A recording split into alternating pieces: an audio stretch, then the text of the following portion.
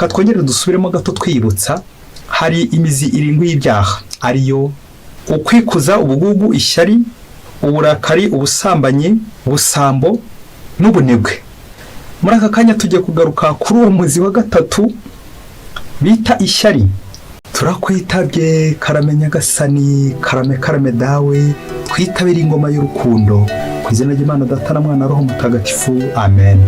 Amahoro bana b'Imana, ni muhumure, Imana iradukunda, ije kutugera neza kuri uyu wa kane w'icyumweru cya 13 mu byumweru bisanzwe, tariki 2 Nyakanga 2026. Aha niyo masomo agiye kuduhuza n'ab'ijuru. Isomo rya mu gitabo cy'umuhanuzi Amosi, umutwe wa 7 umurongo wa 10 kugeza ku wa 17.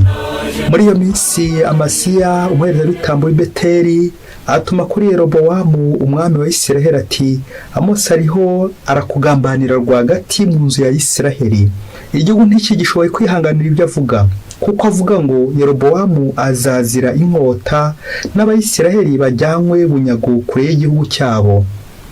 Amasiya niko kubwira Amosi ati, ngaho genda wamubonekerwa we, cika ujye mu gihugu cya Yuda, uzashobora kwigwanaho no guhanura. Naho hano i Beteli ntuzongere guhahanurira, kuko ari ingoro y'umwami, urusengero rwa cyami. Amosi asubiza Amasiya ati, sinari umuhanuzi, sinari n'umwe mu itorero ry'abahanuzi, nari umworozi ngakonora n'ibiti byera imbuto. Nyamara Uhoraho yankuye inyuma y'amatungo, nuko arambwira ati, genda uhanurire umuryango wanjye Isiraheli. Ubu ngubu umva ijambo ry'Uhoraho, wowe uvuga ngo ntuzahanurire Isiraheli, ntuzongere guhindanya inzu ya Izaki. Uhoraho rero avuze atya, umugore wawe azigira ihabara mu mujyi, abahungu bawe n'abakobwa bawe bazazira inkota, isambu yawe izagabanyishwa umugozi, naho wowe uzapfira mu gihugu cy'amahanga, na Isiraheli yose ijyanwe bunyago kure y'igihugu cyayo. Iryo ni ijambo ry'Imana. Zaburi ya 19. Uhoraho iyo yemeje ni amanyakuri, byose bitunganye. Itegeko ry'Uhoraho n'indakemwa rikaramira umutima. Amabwiriza y'Uhoraho ni amanyakuri, abacisha make akabungura ubwenge. Amateka y'Uhoraho araboneye akanezereza umutima. Amateka y'Uhoraho n'uruhemure akamurikira umuntu. Igitinyiro cy'Uhoraho kiraboneye kigahoraho iteka ryose. Ibyo Uhoraho yemeje ni amanyakuri, byose bitunganye. Bikwiye kwifuzwa kurusha zahabu, kurusha ikirundo cya zahabu yunguruye, biryohereye kurusha ubuki bw'umushongi ukiva mu binyago. Uhoraho ibyo yemeje ni amanyakuri, byose bitunganye. Nyagasani Yezu nabane namwe. Amagambo mu Ivanjili ntagatifu ko yanditswe na Matayo, umutwe wa 9 umurongo wa 1 kugeza ku wa 8. Muri icyo gihe Yezu amaze kujya mu bwato, arambuka ajya mu mujyi we wa Kafarinawumu. Nuko amuzanira ikirema kiryamye mu ngobyi. Yezu abonye ukwemera kwabo, abwira ikirema ati, izere mwana wanjye, ibyaha byawe urabikijijwe.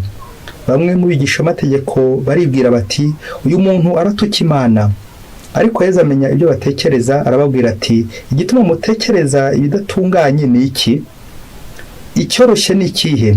Ari ukuvuga ngo ibyaha byawe urabikijijwe, cyangwa kuvuga ngo haguruka ugende? None rero kugira ngo mumenye ko umwana w'umuntu afite ububasha bwo gukiza ibyaha munsi, abwira ikirema ati, haguruka ufate ingobyi yawe witahire. Arahaguruka arataha.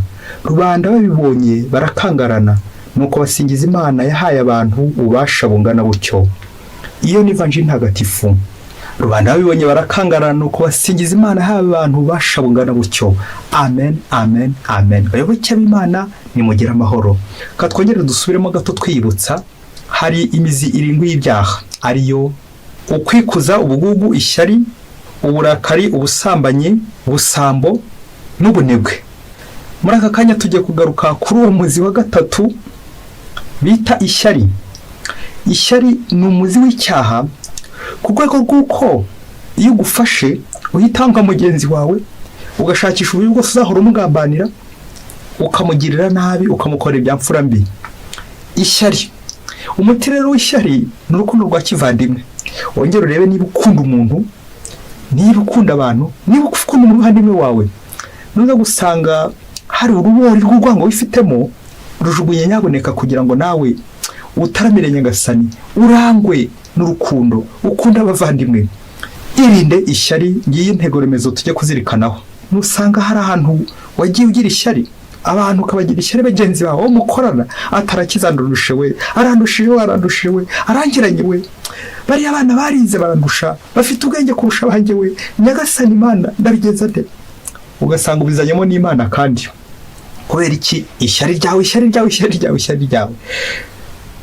Mwa muntu we, aho kugira ngo umugenzi wawe atere imbere naza guteza imbere, ahubwo utangiye gushaka kumuteza inyuma, kumuteza ingaru, kumukubita, kumugira nabi.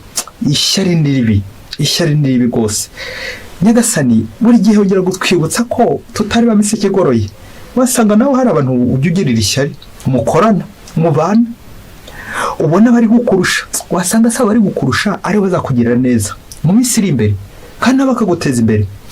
Hari ikintu n'ifoto nshaka kumururira, uzakura ifoto nk'umwarimu ugira umunyeshuri ishyari. Mbega ifoto ibishye, utekereze bikomeye ku ishyari waba ufite, niba urifite koko urijugunye muri aka kanya. Isomo rya mbere tumaze kwakira, turumva Amaziya arimo arega Mose kubera iki? Ishyari. Akamurega ibinyoma ati, vani bwami, wamuhanura ibinyoma we, vani bwami va vuba.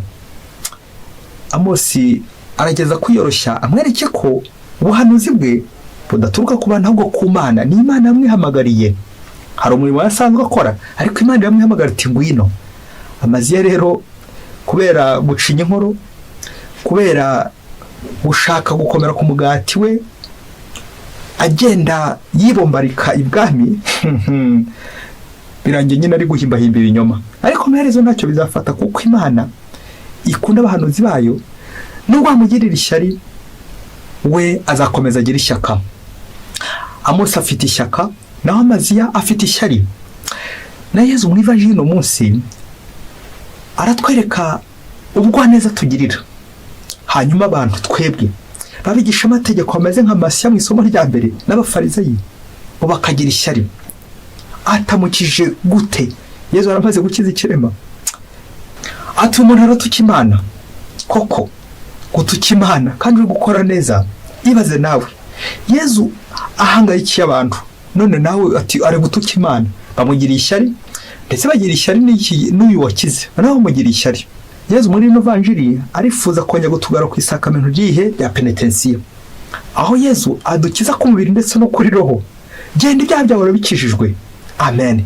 Iyo ni absolution, guhanagura ibyaha, gushongesha ibyaha bigahita bishonga bigahanagurika.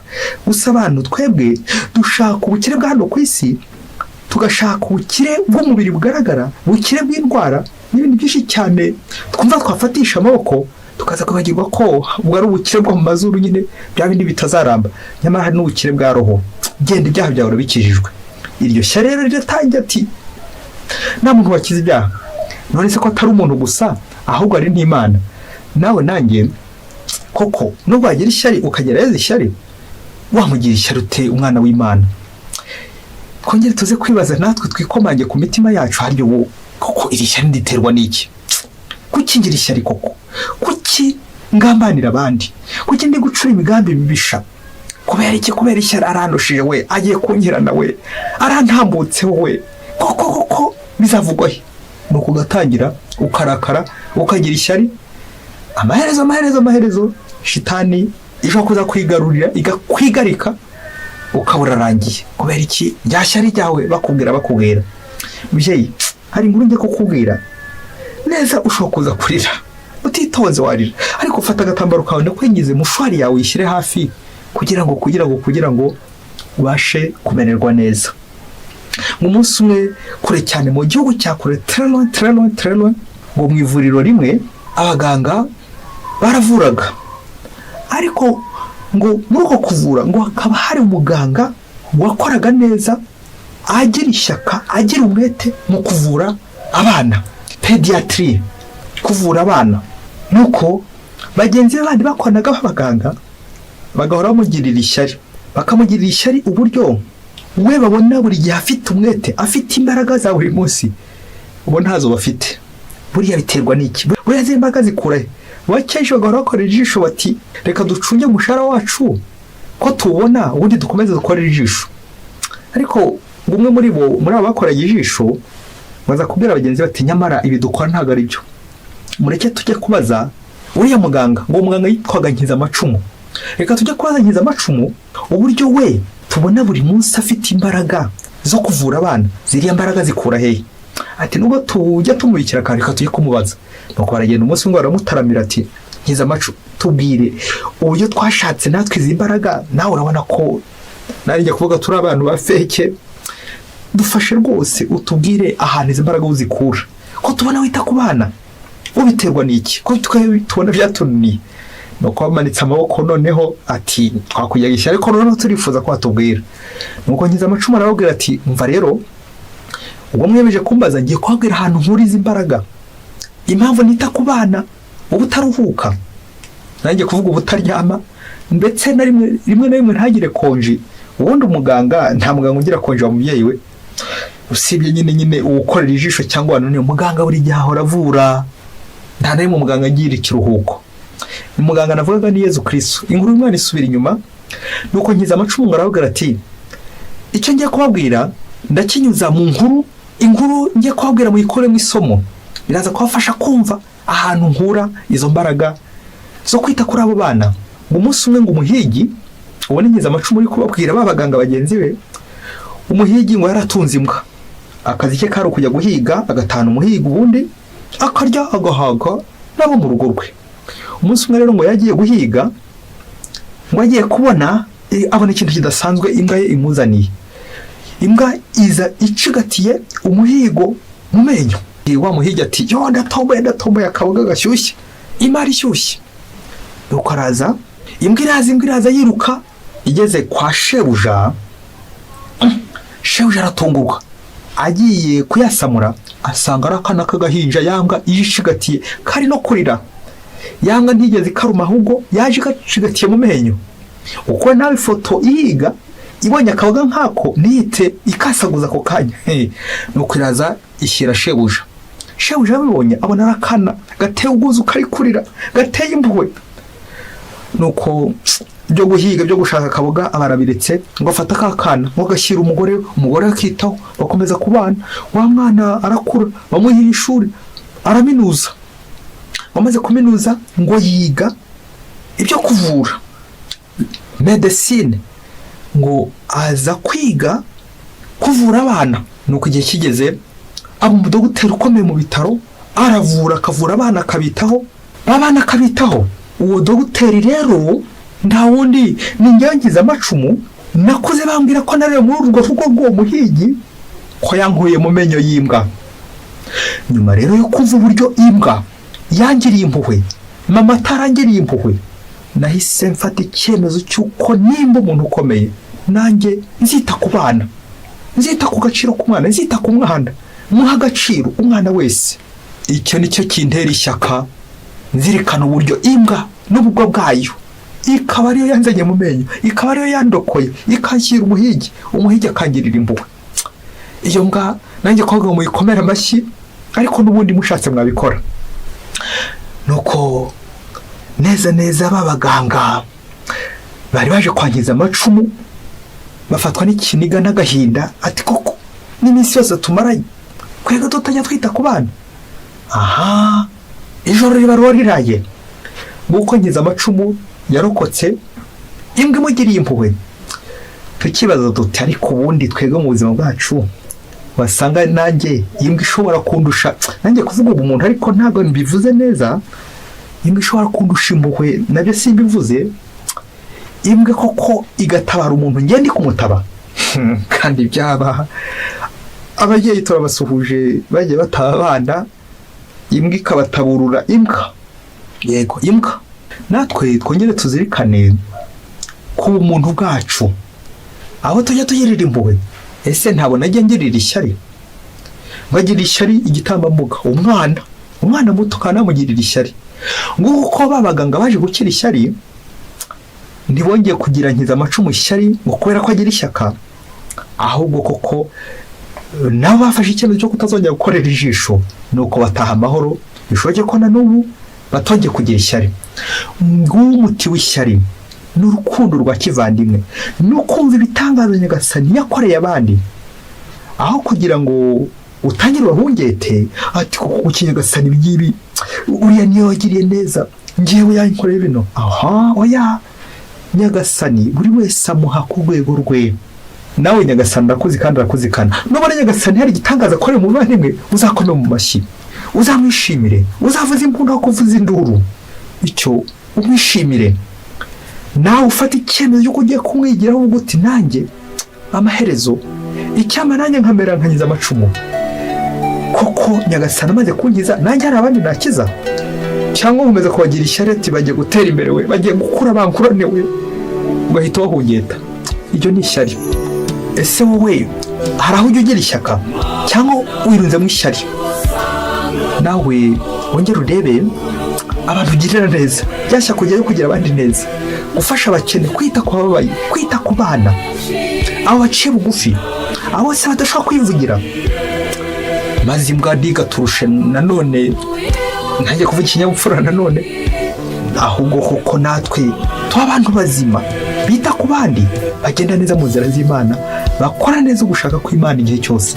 Erega muri ino si ni ukugerageza tugakora neza, ahasigaye Imana akariyo nyine idushoboza ku neza yayo. Komeje kubifuriza ineza Nyagasani, aho urirangwa n'ishyaka, wirinde ishyari, maze ureke Nyagasani ayobora intambwe zawe. Aho wagiye uteshuka ukaba hari umuntu ubikiye akantu ko kuzamwihimura ukamugira nabi, nanjye nawe dusabe Nyagasani imbabazi tubabarire aho hose twifitemo urubori rw'ishyari. Ishyari nyine rijyana kwa Sekibi, naho ishyaka rikajyana kwa Kristo. Ishyaka ry'ingoro y'Imana, ishyaka rya muntu, ishyaka ry'umwana mutoya utivugira, nkamwitaho bigiriye Kristo. We wita ku bana, akita ku babaye, akita ku bashavuye, akita no kuri abandi batawe, agira ngo abagirire neza bakize ku neza ye. Mbese Imana ibahe umugisha. Imana Data na Mwana na Roho Mutagatifu. Amen. Padiri Masumbuko Ladislas wa Diyosezi ya Cyangugu.